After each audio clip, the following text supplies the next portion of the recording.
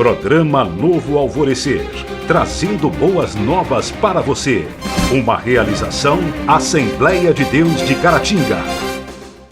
Povo de Deus, que a graça e a paz esteja com você. Esse é o seu programa Novo Alvorecer de todas as noites, chegando para te abençoar no nome do Senhor Jesus. Você que nos acompanha pela TV aqui na região de Caratinga, boa noite, que Deus te abençoe. Você que nos acompanha pela internet, em qualquer lugar do mundo, qualquer horário, bom dia, boa tarde, boa noite, enfim, que a bênção de Deus esteja sobre você de uma maneira grandiosa. Nós vamos para um comentário da lição de Escola Bíblica Dominical, mais uma parábola contada por Jesus, e nós estaremos aqui meditando em alguns pontos nesta importante parábola. Um intervalo rapidinho aqui no programa e a gente volta em instantes. Não saia daí.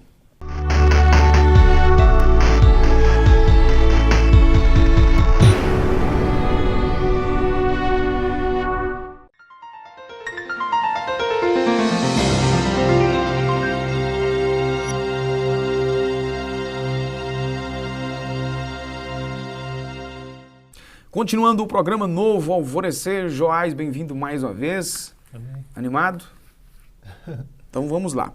A lição que nós estaremos estudando hoje será a lição de número 9, ministrada nesse próximo domingo, dia 2 de dezembro de 2018, o perigo da indiferença espiritual. João capítulo 15, versículo 14 é o textuário da nossa lição. Vós sereis meus amigos se fizerdes o que vos mando. O resumo da lição, numa frase que é a nossa verdade prática, diz: as palavras dos filhos de Deus devem condizer com aquilo que eles praticam. A parábola que nós estaremos meditando está em Mateus capítulo 21, do versículo 28 ao versículo 32. E basicamente aqui, Joás, só resumindo aqui, o interessante é que quem está em casa nos acompanhando, faça a leitura aí, mesmo que durante o programa que não vai ter jeito de fazer, mas leia depois e tal, para ficar fácil a compreensão. Mas eram dois filhos que recebem do pai uma missão para trabalhar no seu serviço. Um disse que não iria, o outro disse que iria trabalhar conforme a ordem do pai. Depois, no final da história, aquele que falou que iria acabou não indo, e o que disse que não iria acabou indo. Jesus está contando essa parábola para uma plateia, que uma parte dessa plateia eram os fariseus religiosos da época e alguns outros. E aí Jesus faz uma pergunta chave, qual dos dois fez a vontade do Pai? Está no versículo 31 de Mateus 21. E aí é nisso aí que nós vamos trabalhar no programa de hoje, Essa lição é conhecida como a lição dos dois filhos, registrada aí nesse texto, curiosamente, só Mateus, que faz esse relato aí, de uma das muitas parábolas que Jesus contou. Tantas outras a gente vê nos demais evangelhos, E essa aí só em Mateus. Jesus então conta isso aí para tirar algumas lições e retratar o perigo da indiferença espiritual, que é o tema da lição aí, e a necessidade de obedecer à vontade de Deus a fim de que possamos participar do seu reino. Interessante, parece que há um consenso entre os exegetas, os estudiosos do texto bíblico, que Mateus é escrito para os judeus, E assim, essa parábola aparece só em Mateus, não é por acaso, Mateus deixa registrado que os gentios vão acabar entrando no reino antes deles, antes dos judeus. E era uma palavra de confronto, Porque os gentios obedeceram à ordem de Deus, enquanto os judeus disseram que obedeceriam e não obedeceram. Cabe muitas perguntas aí, é um texto antissemita, é um texto de substituição do povo de Deus, Tem essas perguntas que nem sempre são bem respondidas, mas a ideia aqui é a obediência. O que está em foco aqui é a obediência. Um filho diz que não vai, não quero, não vou, não quero, E ao final das contas ele se arrepende da palavra que ele deu para o pai e acaba fazendo. Jesus compara esse que disse que não, mas fez a vontade do Pai, com os publicanos, as prostitutas, os pecadores, E os gentios estão enquadrados aí. Certo. Então, essa pequena porção, a gente vê aí, pequena mesmo, 4 versos, né? 4 versos, uma parábola, 5 versos, né, melhor dizendo, uma pequena porçãozinha relativa aí tanto das outras parábolas, né? A gente trabalhou outro dia do filho pródigo mesmo, por exemplo, que é uma extensão aí, né, de meia página da Bíblia, né, dependendo do tamanho da letra que foi escrito, né? Mas a gente vê aí uma parábola valiosa, que se a gente não for estudar isso de uma forma com atenção, de uma forma atenciosa, vai acabar passando desapercebido. O primeiro filho diz que não vai obedecer, mas ao final arrepende e faz, ao passo que o segundo diz que vai obedecer e não faz. O filho que diz que será obediente à vontade do pai nessa parábola representa Israel, como você disse. Israel que não faz a vontade de Deus. Paulo vai dar mais uma puxada na orelha nisso em Romanos capítulo 10, versículo 21. Isso. Enquanto isso, o filho que diz que não vai obedecer representa os publicanos, os pecadores, os gentios de uma maneira em geral, que se arrependeram dos seus pecados e agora têm o direito de entrar no reino de Deus antes mesmo dos judeus, conforme que está no versículo de número 31, quando Jesus fez a pergunta, né, que eu já citei há pouco, qual dos dois fez a vontade do Pai? Disseram eles que o primeiro. Jesus disse, em verdade digo que os publicanos e as meretrizes entram adiante de vós no reino de Deus. Chega primeiro. Né? É uma parábola que, como está dizendo aí, não tem, você disse que 5 versos só, né? Não tem tantos detalhes, né? Que trabalho é esse? Quanto tempo vai durar? Tem uma recompensa para esse trabalho? Não tem nada de detalhes. Os dois foram chamados para trabalhar, né? Trabalhar para o pai. Então o pai chama os dois respondem ao pai, os dois honram o pai, de certa forma, nem todos entendem assim, mas os dois honram, né? Quando um é solícito ao pai, sim, eu vou, né? E responde que vai, ele está honrando o pai, ele quer obedecer, né? E o outro diz que não quero fazer, né? E no final das contas acaba fazendo, ele honra o pai fazendo. Né? Um honra o pai falando, o outro honra o pai fazendo. Né? Agora, a ênfase que Jesus quer dar, na sua sabedoria, tem tanta riqueza aí nesses pequenos versos, né? Que seria a atitude em relação ao que foi dito. Entre o que se fala e o que se faz, né? Acaba tendo aí uma inconsistência muito grande, né? E isso aí, essa diferença entre o falar e o fazer é um problema seríssimo. Isso acontece às vezes na educação familiar, na área profissional e enfim. Né? Dentro da área familiar aí, por exemplo, os filhos acabam obedecendo aos pais ou seguindo o exemplo do pai mais por aquilo que o pai faz do que por aquilo que ele fala. E às vezes tem pessoas que assim se acostumam a viver assim, né? Tem uma distância muito grande entre o que a pessoa faz e o que a pessoa fala, né? A distância assim gigantesca, né? E assim Jesus está querendo mostrar que não se deve agir assim, né? Deve haver coerência entre o que a gente fala e o que a gente faz, né? Não pode ter essa distância toda. Tem gente que usa uma frase, né? Faça o que eu falo, mas não faça o que eu faço. Isso aí, você destacou isso aí, para a educação não funciona, né? Os filhos, por exemplo, eles vão reproduzir o que eles estão vendo de atitude, não o que eles estão ouvindo, né? Isso aí é uma coisa assim, muito óbvia, que a gente percebe muito facilmente, né? E assim, não faz sentido mesmo você falar uma coisa e fazer outra. Não faz sentido, né? Pouco producente, né? Vimos que a mesma ordem do pai obteve respostas diferentes. De fato, os dois filhos representam, de forma emblemática, 2 tipos de atitudes. Logo após contar essa parábola, então Jesus pergunta aos líderes judeus qual dos 2 filhos atendeu à vontade do pai. Eles responderam de forma correta. O mestre então lhes diz que os publicanos e as meretrizes entrariam primeiro. Eles precedem, né? Isso aqui não choca? Pois é.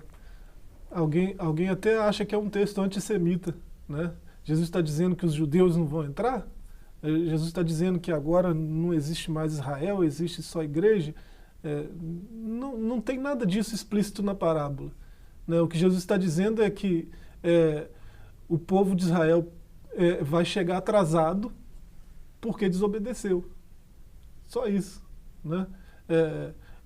Os dois filhos ouvem a mesma coisa, os dois filhos têm o mesmo pai, né? Então, Jesus está mostrando aí que o pai anunciou, ele chamou a esses dois, não foi a um só, né? O pai não está com a sua atenção voltada toda para um só, né? Deus não quer que ninguém se perca, por isso ele alcançou os gentios, né? Não era só o povo de Israel que era para ser salvo. Uhum. Se tivessem dado as mãos vamos trabalhar juntos, ia dar muito certo, com certeza. Além de terminar o trabalho, ia chegar junto, mais rápido, ia gozar da presença do Pai junto, né? Da recompensa de estar perto do Pai, ouvindo suas palavras e provando da sua companhia de perto, juntos, né? Certo. Mais alguma coisa a acrescentar aí? Por enquanto não, né? Beleza, então a gente vai dar uma pausa rapidinho mesmo, a gente volta em instantes.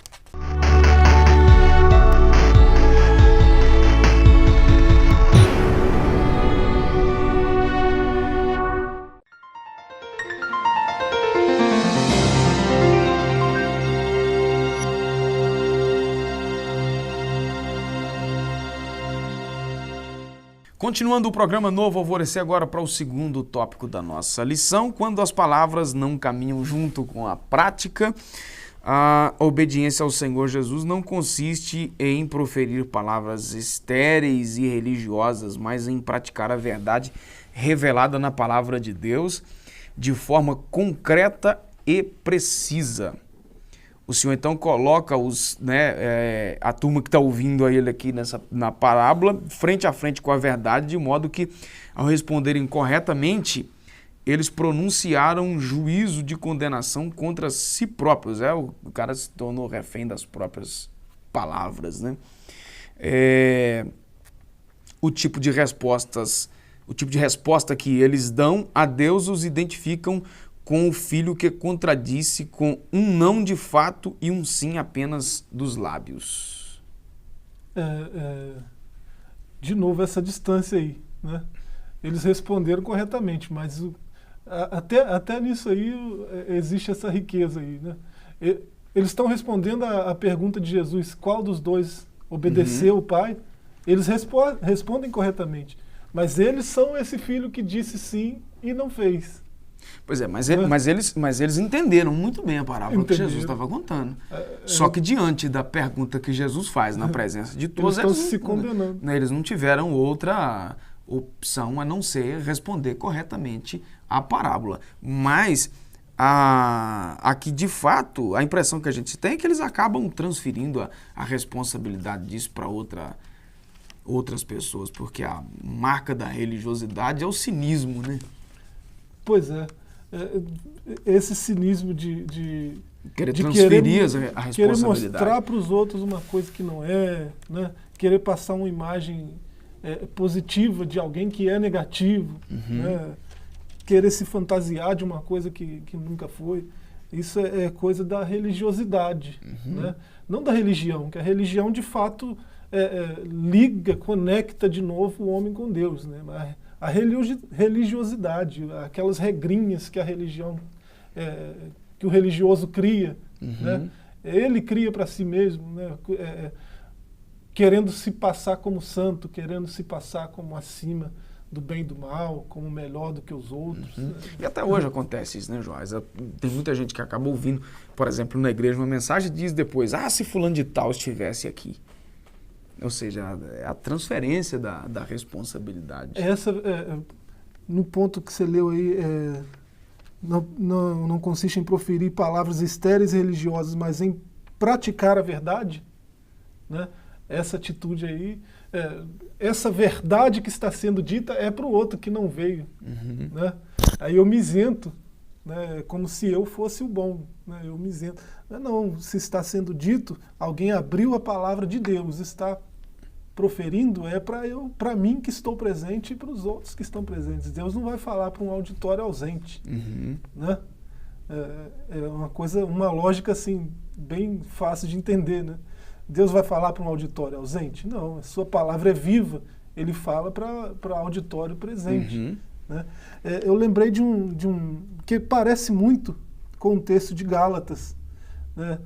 Os Gálatas que estavam correndo bem e de repente, né, eles foram muito bem instruídos, né, receberam muito bem a palavra e de repente eles estão fazendo o contrário disso que eles receberam.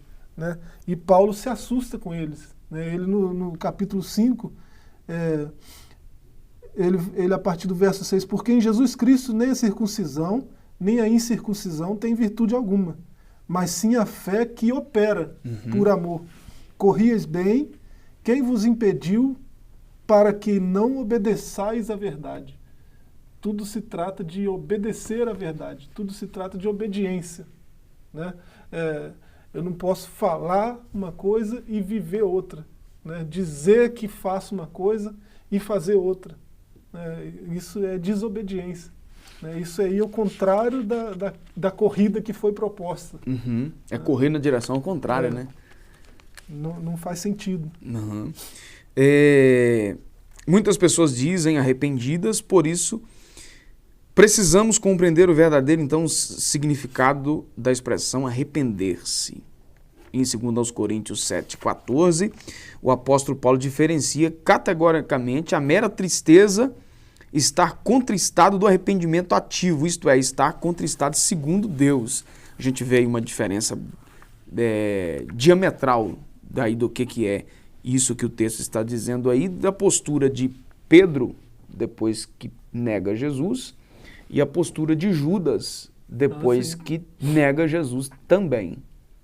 A gente vê o Pedro chorando amargamente arrependido, e a gente vê o Judas aparentemente também arrependido, mas o desfecho final da atitude dos dois vai comprovar aí que, de fato, o arrependimento verdadeiro veio da parte de Pedro e não de Judas, que sentiu apenas um remorso por aquilo que ele havia feito. A tristeza, segundo Deus, opera o arrependimento, e o arrependimento produz mudança de atitude, ou seja, conduz à prática.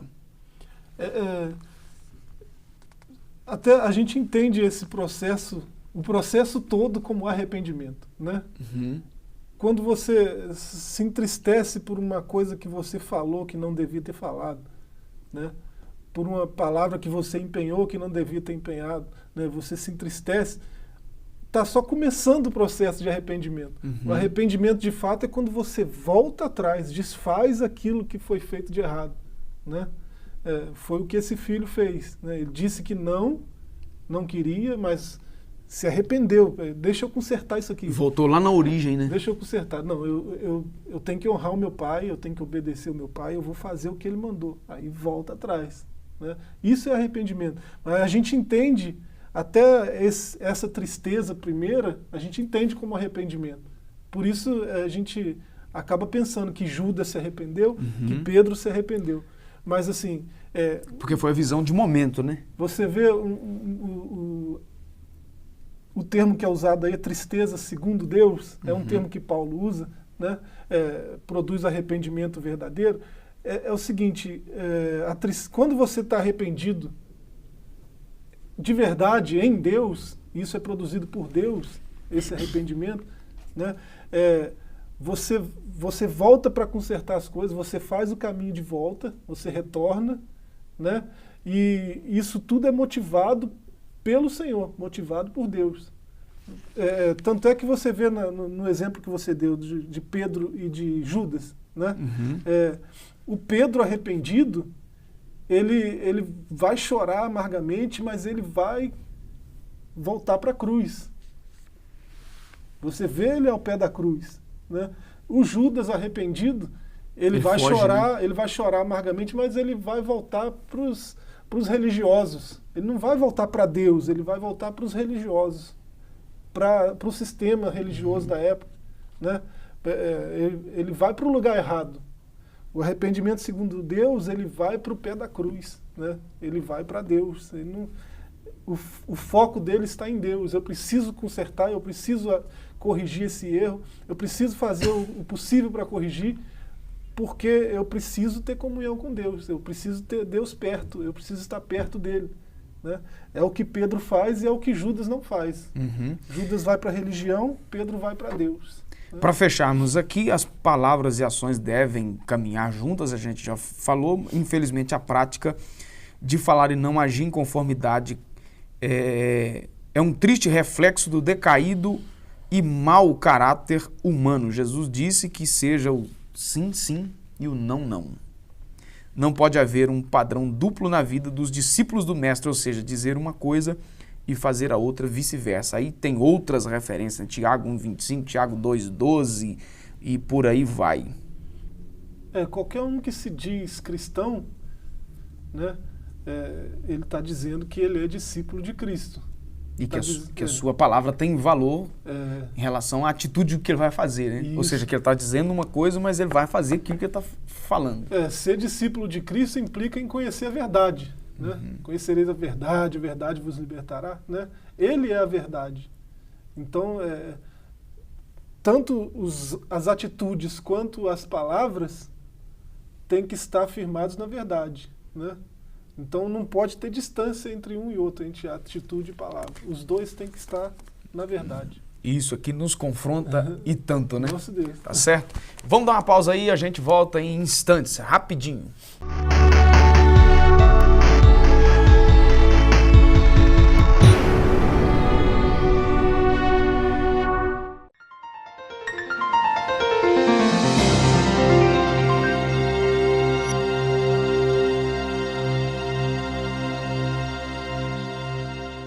De volta com o programa Novo Alvorecer para o último bloco do nosso programa, terceiro tópico da nossa lição, um chamado a fazer a vontade de Deus. As pessoas a quem Jesus dirige, então, a parábola que nós estamos trabalhando aqui, Joás, estavam de fato muito interessadas em obedecer à lei, já que apenas ouvi-la de nada adiantava. Paulo cita isso em Romanos 2,13. Contudo, elas não estavam igualmente preparadas nem para receber aquele a quem o próprio Deus enviara, nem muito menos aceitar que a lei já havia cumprido o seu papel e um novo concerto estava sendo instituído. A aliança que já estava antiga, né? Não estava ultrapassada, mas estava meio que enferrujando já. Chegou o limite, né? Agora é uma nova aliança. Né? E aí eu achei interessante essa frase aqui do autor, né? Que as pessoas não estavam preparadas para viver o novo que estava sendo instituído. O ser humano sempre teve dificuldade com esse novo, né? O novo assusta, né? O novo amedronta, porque você não consegue prever as possibilidades, né? Uma direção nova, um caminho novo, uma aliança nova, né? Traz muito medo, porque você a sua intuição não te diz o que vem pela frente, né? Aí você fica com medo. Mas no reino você deve ter uma confiança cega, né? É estranho dizer isso, mas você pode confiar em Deus plenamente, né?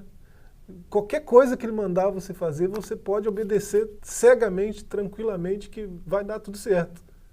Né? E Jesus está estimulando esse tipo de obediência nesses ouvintes aí. Né? Ele está dizendo, vocês obedeceram cegamente a lei. Né? Usa isso, essa disposição em obedecer, porque o filho que diz sim, meu pai, vou fazer, né? Ele tem vontade, muita vontade de realmente fazer o que é certo, de obedecer, né? Agora, ele não tem as condições para isso. Ele responde achando que é capaz de fazer, mas ele mesmo não tem as condições. Então, no final das contas, ele acaba tentando, mas não conseguindo. Ele não consegue fazer sozinho, né?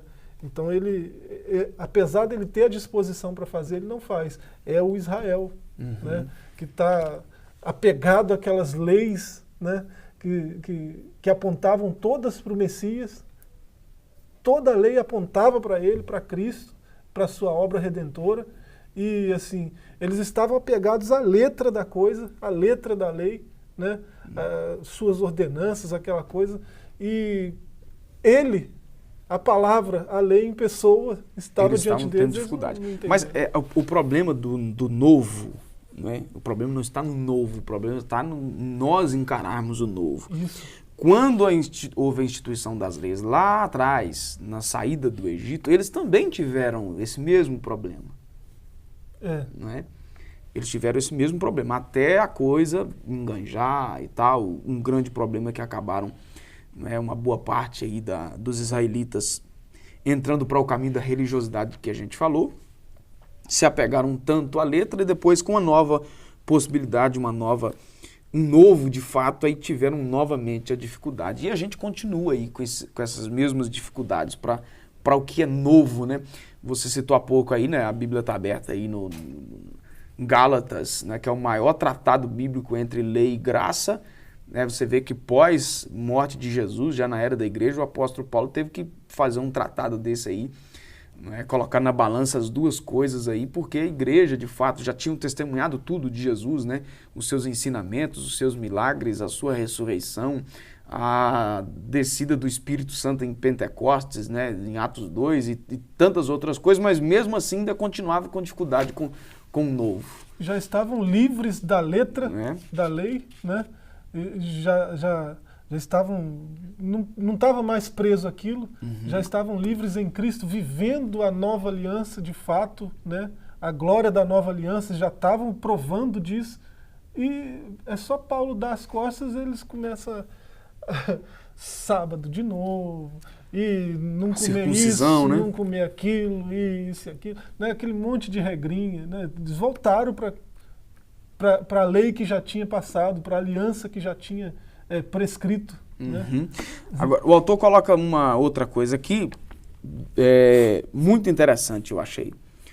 São dois problemas agora gerados, né? Certamente que entre os que ouviam a parábola, encontravam-se também muitos publicanos, meretrizes, pecadores, que ao contrário dos outros aliavam-se aos religiosos que não se arrependeram dos seus pecados de forma legítima e autêntica. Né? Esses são os religiosos e tal, não se arrependeram. Agora estavam os pecadores, então, as meretrizes e tantos outros que o autor cita aí, dispostos a receber algo de Jesus, mas não estavam interessados em obedecer à vontade de Deus. Parece que Jesus está contando uma história aqui do século XXI, né?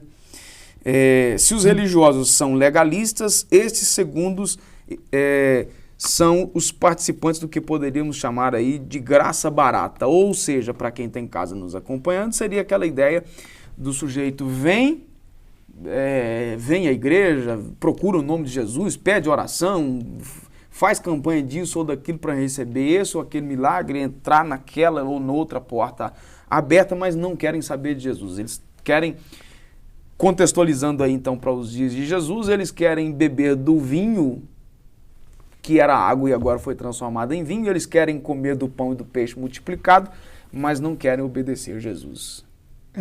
Essa graça barata, até entre aspas aí na revista, né? No comentário, que é um termo cunhado por um teólogo alemão, né? Dietrich Bonhoeffer, né?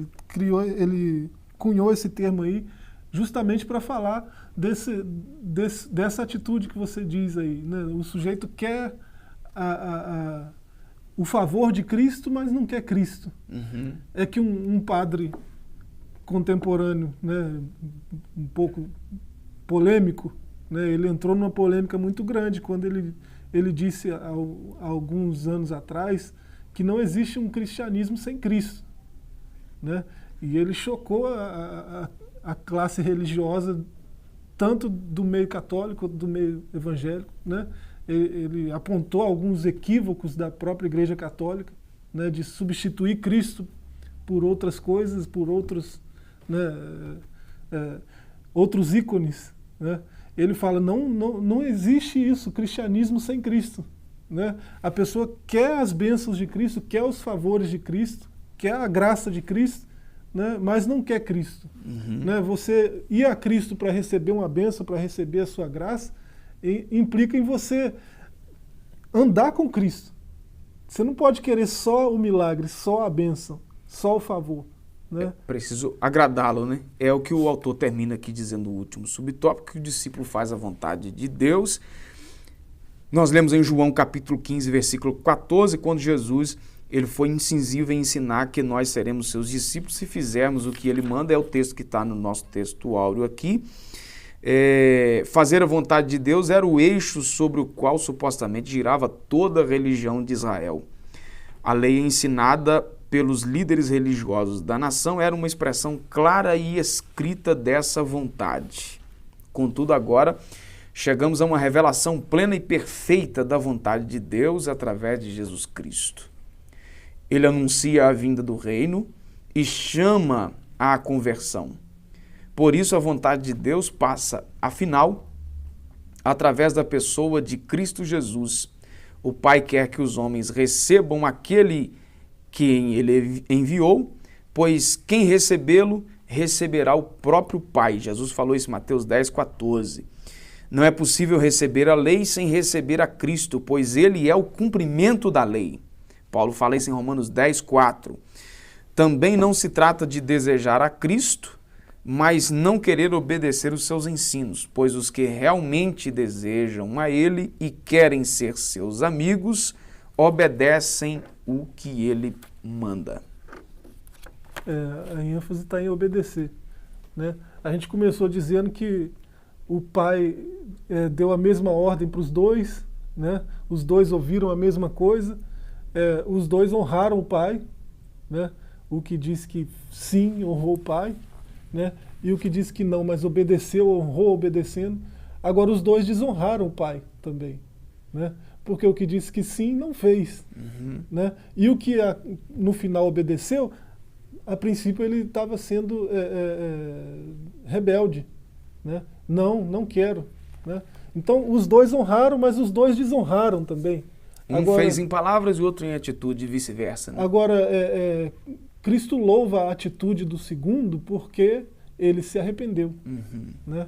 Então mesmo que a gente incorra nesse erro aí de falar que não vai fazer e acabar percebendo a bobagem que a gente fez, a gente tem essa alternativa, se arrepender e fazer, corrigir. E aí eu encerro aqui citando o texto de João. Né? Escrevo para que vocês não pequem, se pecar, lembre que há um advogado. Tá certo? Obrigado mais uma vez, você de casa também, a nossa gratidão por ter nos acompanhado. Fique na graça e na paz e até o nosso próximo encontro.